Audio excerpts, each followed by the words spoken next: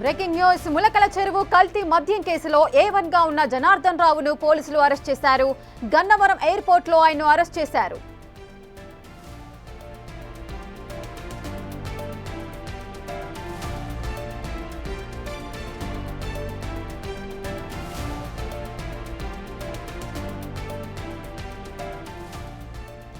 ఇసిక ములకల చెరువు కల్తీ మద్యం కేసులో A1 గా ఉన్నారు జనార్దన్ రావు. ఇప్పటి వరకు కూడా ఆయన ఎక్కడా అంటూ కూడా పోలీసులంతా కూడా ఆరా తీస్తున్నారు. ఎట్టకేలకు గన్నవరం ఎయిర్పోర్ట్ లో ఆయన్ను అరెస్ట్ చేసినట్టుగా సమాచారం ఉంది.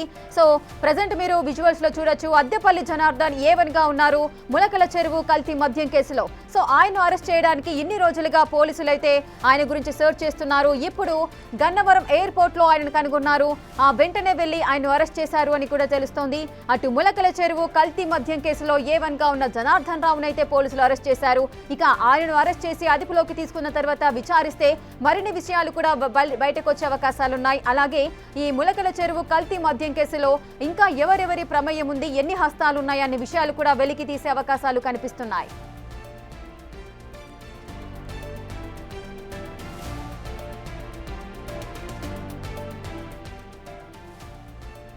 ఇసిక ములకల చెరువు కల్తీ మద్యం కేసులో A1 గా ఉన్న జనార్దన్ రావును పోలీసులు అరెస్ట్ చేశారు. గన్నవరం ఎయిర్పోర్ట్ లో ఆయన్ను అదుపులోకి తీసుకున్నారు.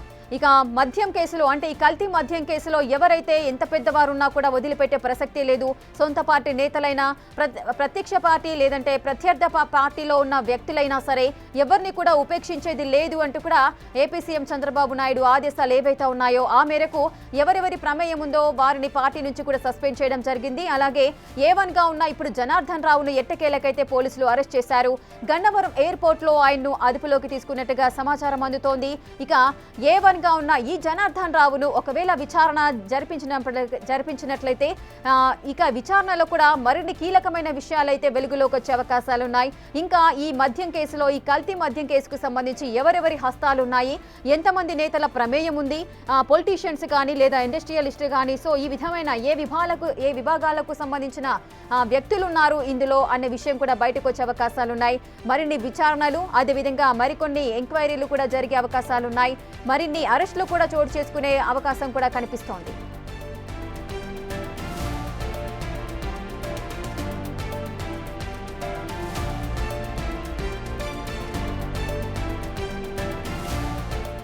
ఇసిక ములకల చెరువు కల్తీ మద్యం కేసులో A1 గా ఉన్న జనార్దన్ రావును పోలీసులు అయితే అరెస్ట్ చేశారు. పూర్తి డీటెయిల్స్ మా ఎగ్జిక్యూటివ్ ఎడిటర్ అశోక్ అందిస్తారు. అశోక్, జనార్దన్ రావు A1 గా ఉన్నారు. ఇప్పుడు ఇన్ని రోజులుగా ఆయన ఎక్కడ అంటూ కూడా వెతికిన పోలీసులకు గన్నవరం ఎయిర్పోర్ట్ లో ఆయన్ను కనుగొని అరెస్ట్ చేయడం అయితే జరిగింది. ఎటువంటి విషయాలు వెలుగులోకి వచ్చే అవకాశాలు ఉన్నాయి? ఈ కేసులో జనార్దన్ రావు పాత్ర ఏ విధంగా ఉంది? నకిలీ లిక్కర్ కేసు ఏపీ మొత్తాన్ని కూడా కుదిపేస్తుంది. సో ఇప్పుడు మీరు అన్నట్టుగా టెక్నికల్గా గన్నవరం ఎయిర్పోర్ట్లో జనార్దన్ని అరెస్టు చేశారు అనే కంటే కూడా అతను ఈ కేసులో లొంగిపోవడానికి ఆఫ్రికా నుంచి ఇక్కడికి వచ్చారు అనేది మనకి ఉన్న పూర్తి సమాచారం. తనకు తానే వచ్చి లొంగిపోతానని తన సన్నిహితుల దగ్గర 2 రోజుల క్రితం కూడా చెప్పారు.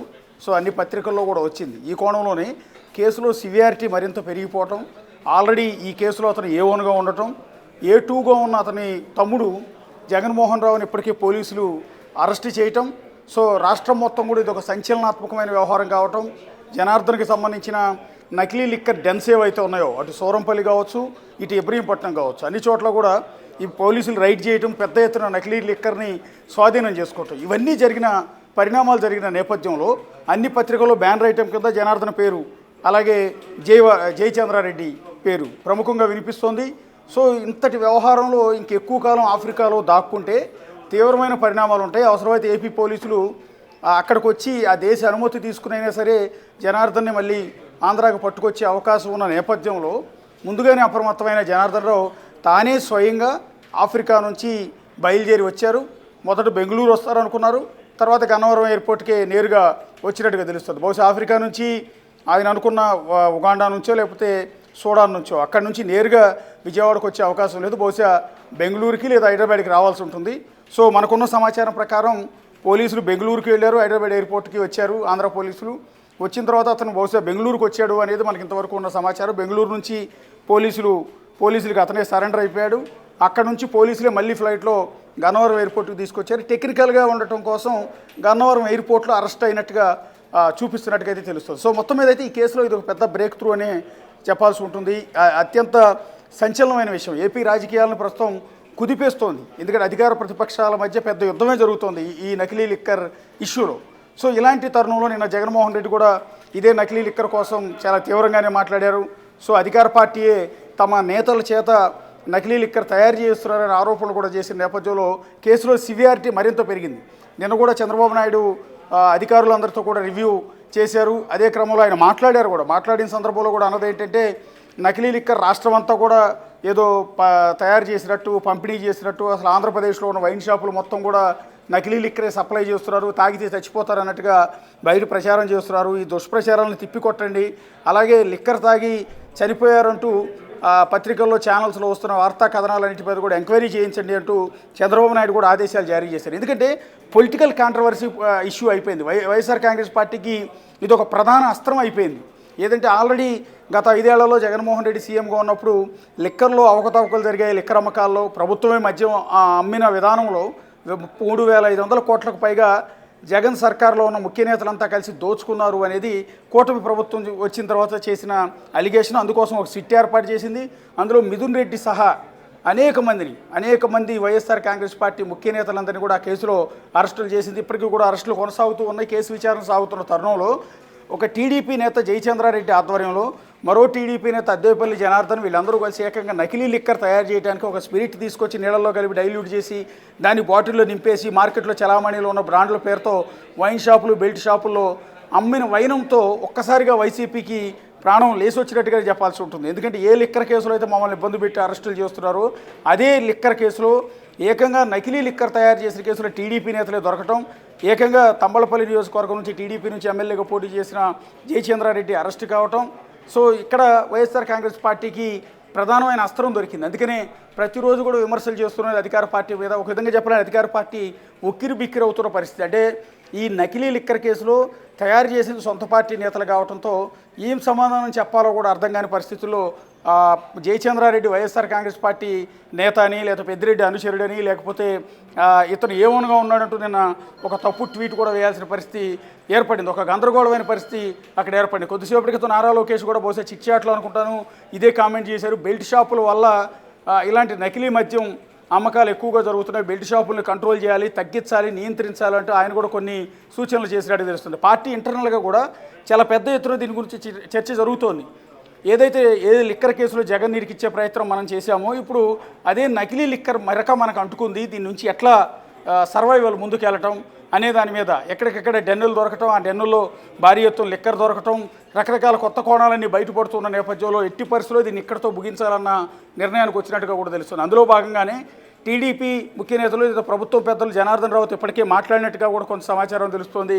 ఈ కేసులో కనుక జనార్దన్ అప్రూవర్గా మారితే ఏవన్గా ఉన్నాడు ఈ కేసులో, ఎప్పటి నుంచి లిక్కర్ తయారు చేస్తున్నారు, ఇది కేవలం కూటమి ప్రభుత్వం వచ్చిన తర్వాతే ఈ నకిలీ డెన్లు అంటే సూరంపల్లిలో కావచ్చు, ఇబ్రహీంపట్నం కావచ్చు, మొలకల చెరువు కావచ్చు, ఇంకో చోట కావచ్చు ఎక్కడైనా సరే ఇవన్నీ కూడా కేవలం కూటమి ప్రభుత్వంతో వచ్చిన తర్వాత ఏర్పాటు చేశారా, లేక బిఫోర్ అంటే జగన్ సర్కార్ జగన్మోహన్ రెడ్డి సీఎంగా ఉన్నప్పటి నుంచి కూడా నడుస్తూ ఉన్నాయా ఏంటనేది తేల్చే పనిలో పోలీసు అధికారులు కూడా ఉన్నారు. ఈ క్రమంలోనే ఇప్పుడు ఇందులో కీలక సూత్రధారి పాత్రధారి అయిన అద్దేపల్లి జనార్దన్ కనుక అప్రూవర్గా మారుతాడు అన్న ప్రచారం అయితే విపరీతంగా జరుగుతుంది. ఎందుకంటే తన కుటుంబాన్ని కాపాడుకోవడానికి కేసులో ఒకవేళ అప్రూవర్గా మారితే కేసులో అతని మీద ఉన్న పాత్ర మీద సివియారిటీ కొంత తగ్గుతుంది, బెయిల్ ఈజీగా వచ్చే అవకాశం ఉంటుంది. కాబట్టి అప్రూవర్గా మారి అసలు నిజాలన్నీ కూడా బయట పెట్టేసే అవకాశం ఉందన్న ప్రచారం కూడా జరుగుతోంది. ఇందులో అతని స్వార్థం ఉంది. పోలీసు అధికారులు కూడా అతను అప్రూవర్గా మారితే కేసులో కీలకమైన అంశాలన్నీ బయటకు వచ్చే అవకాశం ఉంటుంది. ఎవరెవరు వెనక ఉన్నారు, కేవలం కూటమి ప్రభుత్వం వచ్చిన తర్వాత ఏర్పాటు చేసిందా లేకపోతే అంత ముందు నుంచి కూడా ఇవి నడుస్తున్నాయా అని. ఒకవేళ కూటమి ప్రభుత్వం వచ్చిన దగ్గర నుంచి ఏర్పాటు చేసింది అయితే ఆ మకిలి ఖచ్చితంగా అధికార కూటమి ప్రభుత్వానికి టీడీపీకి పర్టికులర్గా చాలా ఇబ్బందికరమైన అంశం అవుతుంది 2029 ఎన్నికల వరకు. అలా కాకుండా ఒకవేళ అద్దేపల్లి జనార్దన్ కనుక అప్రూవర్గా మారి తన స్టేట్మెంట్లో ఇది ఇప్పుడు మాత్రమే కాదు గత ప్రభుత్వ హయాంలో అంటే జగన్మోహన్ రెడ్డి సీఎంగా ఉన్నప్పటి నుంచి కూడా ఇదే నకిలీ లిక్కర్ తయారు చేసి విక్రయిస్తున్నాం అన్న మాట కనుక అతను చెప్తే అప్పుడు కేసులో మళ్ళీ కొత్త మలుపు తీసుకుంటుంది. అప్పుడు టీడీపీ మీద కూటమి ప్రభుత్వం మీద లోడ్ తగ్గుతుంది. మళ్ళీ వైఎస్ఆర్ కాంగ్రెస్ పార్టీ మీద వీళ్ళు విమర్శలు దాడి పెంచే అవకాశం చాలా ఎక్కువగా ఉంటుంది. అంటే మీ ప్రభుత్వం నుంచి ఇది చేస్తూ ఉన్నారు, కూటమి ప్రభుత్వం కొత్తగా చేసింది కాదు అన్న పాయింట్ని వీళ్ళు రైజ్ చేసే అవకాశం ఉంటుంది. ఈ కోణాల్లోనే అతన్ని ఆ కండిషన్ మీద అంటే అప్రూవర్గా మారిపోయి ఎవరెవరు కీలకమైన నేతలు ఉన్నారు, ఎవరు ముఖ్య నేతలు ఉన్నారు, ఎక్కడెక్కడ నుంచి ఈ లిక్కర్ తయారీ కేంద్రాలు ఉన్నాయి, ఎక్కడెక్కడ ఎన్నెన్ని బాటిల్స్ అమ్మారు, వైన్ షాపుల్లో అమ్మారా, బెల్ట్ షాపుల్లో అమ్ముతున్నారా ఏంటనేది మొత్తం కూపి అతని నుంచి లాగబోతున్నారు. బహుశా అది రేపటి నుంచి ఇన్వెస్టిగేషన్, ఇప్పుడు ఆల్రెడీ అరెస్ట్ చేశారు కాబట్టి రేపు కోర్టులో పెట్టాల్సి ఉంటుంది. కోర్టులో అతను హాజరుపరిచిన తర్వాత కస్టడీకి ఒక 6 రోజుల పాటు తీసుకునే అవకాశం ఉంటుంది. కస్టడీలో కనుక అతను అప్రూవర్గా మారతానని స్టేట్మెంట్ ఇస్తే కేసు కొత్త మలుపు తీసుకునే అవకాశం అయితే చాలా క్లియర్గా ఉంటుంది. ఇప్పుడు అద్దేపల్లి జనార్దన్ తర్వాత నెక్స్ట్ టార్గెట్ జయచంద్రారెడ్డి. సో ప్రస్తుతానికి జయచంద్రారెడ్డి పేరు ఎఫ్ఐఆర్లో లేదు. నిన్న పొరపాటున తెలుగుదేశం పార్టీ అఫీషియల్ ట్వీట్లో A1 జయచంద్రారెడ్డి అని వాళ్ళు మెన్షన్ చేసి ఆ తర్వాత ట్వీట్ డిలీట్ చేసినట్టున్నారు బహుశా. సో ఇప్పుడు అద్దేపల్లి అంటే దాని అర్థం జయచంద్రారెడ్డిని కూడా ఈ కేసు ఎఫ్ఐఆర్లో చేర్చబోతున్నారు అని తెలుస్తోంది. సో ఎఫ్ఐఆర్లో చేరిస్తే జయచంద్రారెడ్డి కూడా అనివార్యంగా ఆఫ్రికా నుంచి పరుగులు తీసుకుంటూ రావాల్సి ఉంటుంది. ఎంతకాలం అక్కడ దాక్కోవడం అనేది అసాధ్యం కాబట్టి వచ్చిన తర్వాత జయచంద్రారెడ్డిని కూడా అరెస్ట్ చేస్తారా, లేకపోతే అద్దేపల్లి జనార్దన్ అరెస్ట్తోనే దీన్ని క్లోజ్ చేస్తారా అన్నది ఇంకా చూడాల్సి ఉంటుంది. ఎస్ అశోక్, మరి ఇన్నాళ్ళు కూడా లొంగిపోకుండా ఉన్న జనార్దన్ రావు ఇప్పుడు ఉన్నట్లుండిగా సడన్ గా లొంగిపోవడానికి గల కారణాలు ఏమై ఉండొచ్చు? అంటే ఈ కేసును సీఎం చాలా సీరియస్ గా తీసుకున్నారు కాబట్టి ఇంకా వేరే ఆప్షన్ లేదు అని చెప్పేసి లొంగిపోవడం జరిగిందా? అదేవిధంగా పార్టీ నేతల ఒత్తిడితో ఆయన లొంగిపోవడం జరిగిందా? సో దీనికి సంబంధించిన ఎక్స్ప్లెనేషన్. ఎస్ అన్నీ జరిగాయి. అందులో అన్నిటికంటే ముఖ్యం ఏంటంటే అద్దేపల్లి జనార్దన్కి సంబంధించి రోజు టీవీ ఛానల్స్లో కావచ్చు, పత్రికల్లో కావచ్చు రకరకాల కథనాలు వస్తున్నాయి. ఇది కేవలం ఎక్కడితో ముగియలేదు, ఇంకా రాష్ట్రం అంతా కూడా నకిలీ లిక్కర్ అమ్మారు అనేది ఒకటి. రెండోది రాష్ట్రంతో పాటు పక్క రాష్ట్రాలు కూడా నకిలీ లిక్కర్ సప్లై చేశారు అనేది ఒకటి. ఇంకోటి అద్దేపల్లి జనార్దన్, జయచంద్రారెడ్డి వీళ్ళందరూ కలిసి ఆఫ్రికన్ కంట్రీస్లో ఉగాండా కావచ్చు, సూడాన్ కావచ్చు ఇలాంటి కంట్రీస్లో కూడా నకిలీ లిక్కర్ తయారు చేసి అక్కడ అమ్మి అక్కడ జనాల ప్రాణాలు తీశారు అనేది రకరకాల అంశాలు సోషల్ మీడియాలో కావచ్చు, పత్రికల్లో కావచ్చు వస్తూ ఉన్నాయి. ఈ నేపథ్యంలో ఒకవేళ ఆఫ్రికాని అక్కడున్న గవర్నమెంట్లు కూడా సూడాన్ ప్రభుత్వం, ఉగాండా ప్రభుత్వం సీరియస్గా తీసుకుంటే వీళ్ళు అక్కడ నుంచి వీళ్ళని అసలు ఆఫ్రికా ఖండం దాటి ఇండియాకి రానిచ్చే అవకాశం కూడా ఉండదు. వాళ్ళు ఇమీడియట్గా శిక్ష అమలు చేసే అవకాశం ఉంటుంది. ఇలాంటి కేసుల్లో చాలా సివియారిటీ ఉంటుంది. ఇక్కడలాగా లాబింగ్ చేసి ఏ ప్రెషర్ తెచ్చి బెయిల్ తెచ్చుకోవడం, తప్పించుకునే ప్రయత్నం చేయడం అక్కడ కుదరదు. కాబట్టి ఆ భయంతో కూడా ఆఫ్రికా వదిలిపెట్టి జనార్దన్ ఇండియాకు పారిపోయి వచ్చాడు అనేది మనం అనుకోవచ్చు. ఇక జయచంద్రారెడ్డి ప్రస్తుతం ఆఫ్రికాలో ఉన్నాడు. అతను కూడా ప్రాబ్లమే, ఎందుకంటే అక్కడ లోకల్గా ఈ ఇష్యూ ఆల్రెడీ ఆంధ్రప్రదేశ్ ప్రభుత్వం, ఇక్కడ పోలీసులు, అక్కడ ఆఫ్రికన్ గవర్నమెంట్స్ కూడా బహుశా రీచ్ చేసి ఉంటుంది. మీ కంట్రీలో కూడా నకిలీ లిక్కర్ ఇదే విధంగా తయారు చేసి మీ జనాల జీవితాలతో వీళ్ళు ఆటలాడుకుంటున్నారు అన్న ఇన్ఫర్మేషన్ అక్కడ ప్రభుత్వాలకు కనుక చేరిస్తే వాళ్ళకి తీవ్రమైన ముప్పు ఉంటుంది. కాబట్టి జయచంద్రారెడ్డి కూడా అనూహ్యంగా అక్కడ నుంచి పారిపోయి ఇండియా వచ్చే అవకాశం ఉంటుంది. ఒకవేళ వచ్చి అందువల్ల అంటే ఈ ఒత్తిడిలోనే ఒకటి అక్కడ ప్రభుత్వాల నుంచి ఇబ్బంది ఉంటుంది, రెండోది కేసు సివియారిటీ పెరిగింది, మూడోది అద్దేపల్లి జనార్దన్ సోదరుడు జగన్మోహన్ రావుని పోలీసులు అరెస్ట్ చేయటం, ఈ సొంత తమ్ముడు అరెస్ట్ చేసిన నేపథ్యంలో జనార్దన్ మరింత ఆందోళనకు గురవుతాడు ఆటోమేటిక్గానే. సో ఇంకా ఎన్ని ఇబ్బందులు ఉంటాయి, ఇంకా అతని వ్యాపార సామ్రాజ్యం అంతా కుప్పకూలిపోయింది.